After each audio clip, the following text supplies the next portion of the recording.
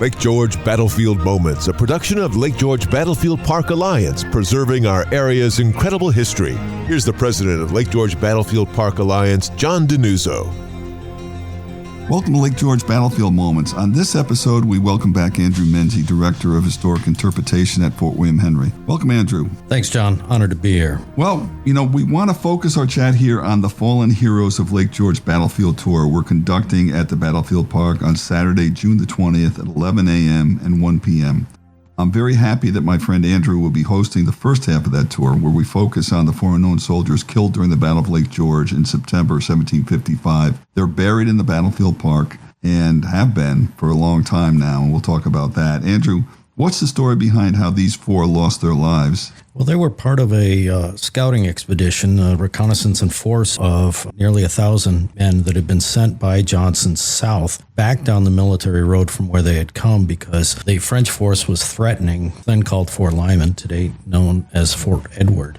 And so he sent a large body of men, a regiment of Massachusetts men, regiment of Connecticut men, and Mohawks under King Henrik, all commanded by Colonel Ephraim Williams. And they went down the military road to reinforce the fort and find out what the French were up to. Baron Dieskau, the leader of the French, learned that this was happening, set up an ambush along the military road, and a few miles south of where we sit today, sprung that ambush. Now, it was very bloody. Ephraim Williams was killed in the opening moments. King Henrik was shot off his horse. Many people were felled in those opening moments. Then the British provincials, who were part of this British force, rallied under Nathan Whiting of Connecticut, and they did a fighting retreat backwards, northwards up the military road, retreating back to Johnson's camp at Lake George. And somewhere along that pathway, either in the opening moments or in the fighting retreat that followed, these men fell.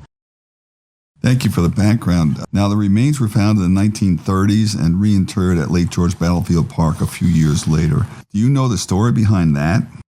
Well, it's my understanding that in the 1930s, they were redoing and rerouting part of Route 9, some of which followed the old military road. And in the process of the construction, they unearthed the remains of these poor soldiers, determined who they were, or at least in terms of that they were provincials who had fallen on that day. And as a result of that, they were brought up, those remains were brought up and respectfully interred a few years later on the battlefield. Okay, and would you just, for our listeners, distinguish British provincials versus British regulars? Yes, British regulars were part of the British Army. They were enlisted in either England, Scotland, Wales, or Ireland, and they were sent over by ship, and they would eventually leave, and with the intent of going back home, obviously. And then the American provincials were American colonists, and at the Battle of Lake George, we had representation from Massachusetts, men who fought from Connecticut and Rhode Island, as well as New Hampshire and New York. That's what an American provincial was.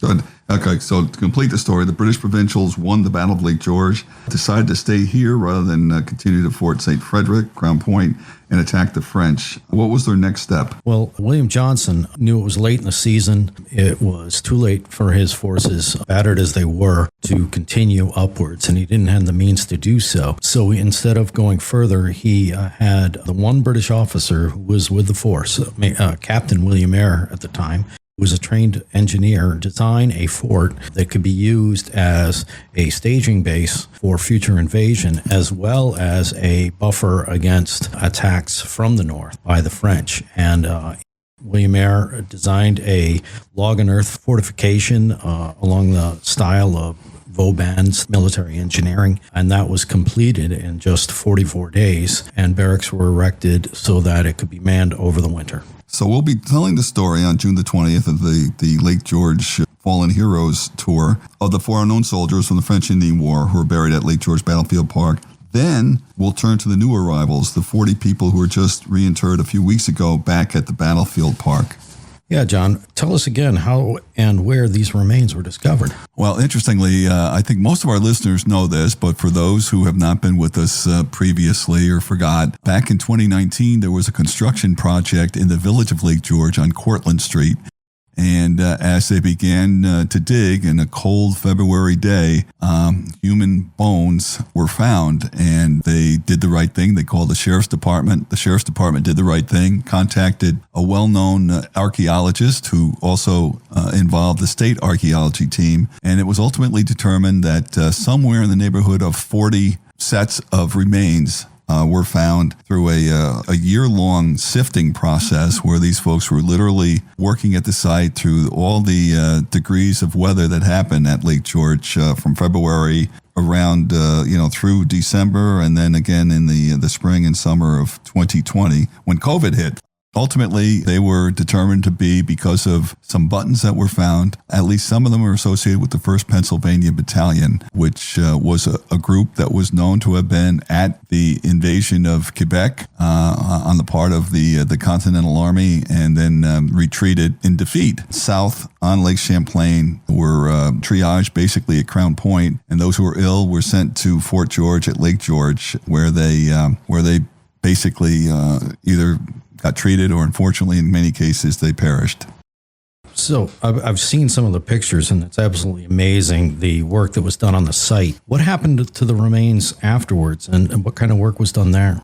Well, over the course of 7 years, Andrew, the State Museum forensic team, which involves an incredible group of scientists, analyzed these remains and all the associated remnants with them, such as the buttons. And they're the ones who basically were able to determine that there were, more than 40 individuals who could be identified from the process. And incredibly, they've been able to determine a number of very specific things. For example, there was at least one woman with the group. Of course, women were not part of the armies back at that point, but there were certainly camp followers and sutlers who accompanied armies to provide them with their needs in terms of clothing and food and so forth. There was also at least one child. It might have been part of a family that was following the army as it progressed in north and then south back down here, and unfortunately they perished. Interestingly, too, the ages of most of the remains were determined to be in their late teens or early 20s. So that kind of represents, I think, the ages of soldiers back in those days. I mean, and you'd probably know that from the French and Indian War as well, correct?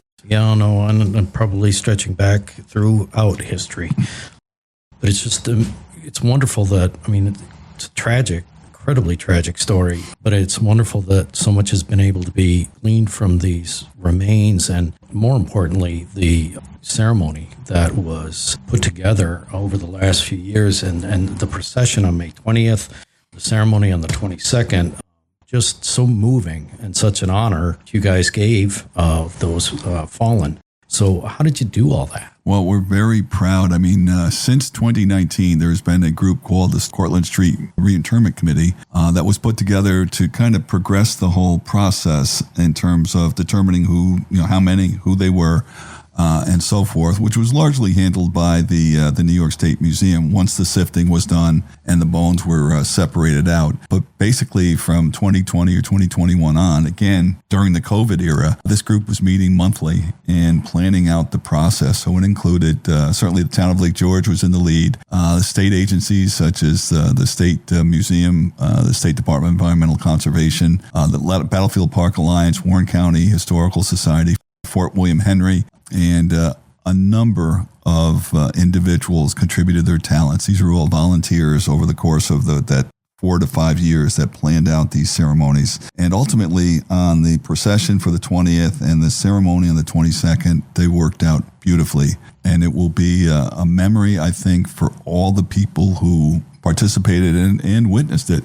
That it's something we're very proud of. At the Battlefield Park Visitor Center, we're now anticipating that we will have, since we don't yet have any buttons or other memorabilia from those who were reinterred, we'll have a model. The State Museum arranged to have a model, a composite of what one of those soldiers looked like. Yes. And we will have a second one constructed. It is being worked on at our behest and at our cost, and we hope to have that in the Visitor Center by the end of June. So we'll be very proud to announce that and to let the public see just what one of these soldiers looked like. And ultimately, we hope to have one of those buttons. There were, I think, 5 or 6 buttons from the 1st Pennsylvania Battalion found. They're out in Buffalo now being analyzed by a forensic team. We hope to have one of those buttons at the visitor center, but that'll probably be in another year or two. Well, I can tell you that I've had talked to people who said that ceremony was the most moving thing that they ever witnessed. And so all those people's efforts come together, really just wonderful result. I was just curious, do you foresee any other future burials at the Battlefield Park? Frankly, yes. I think those who've seen photos or have been at the site know that there are 6 columbaria, and 5 of them have been used. We've left the 6th one open, anticipating other reinterments. There are currently, locally, about 13 or 14 sets of remains housed with various historical associations from the French and Indian War. We anticipate reinterring them with the cooperation of Fort William Henry and the Lake George Historical Association, hopefully next year. In addition to that, we anticipate inevitably, as it happened over the last 250, 270 years in this town, other remains will materialize because so much history happened here. So the answer is yes, that we anticipate there will be more reinterred in the future. Well, having stood on that spot and looked over the lake, I can't think of a nicer, more beautiful place to be laid to rest. It really is spectacular, and we hope that those who have not had the chance to visit the new repose of the fallen Memorial Plaza at Lake George Battlefield Park will do it soon. Andrew, thanks as always for sharing your knowledge with us. How can people find out more about what's scheduled this year at Fort William Henry? Well, we try and keep things up to date, posted on our website, fortwilliamhenry.com. We also have a Facebook page, which they're still teaching me how to use. Well, I'll tell you, one of the great draws at Fort William Henry is the showing of The Last of the Mohegans, the movie with Daniel Day-Lewis, and having complimentary staging with reenactors around it. It is vivid. No one leaves that without a smile on their faces. So I know there's going to be more of those this summer. I highly encourage you to go and witness that yourself. We did a showing the other night, and about 30 minutes into the show, it started to drizzle.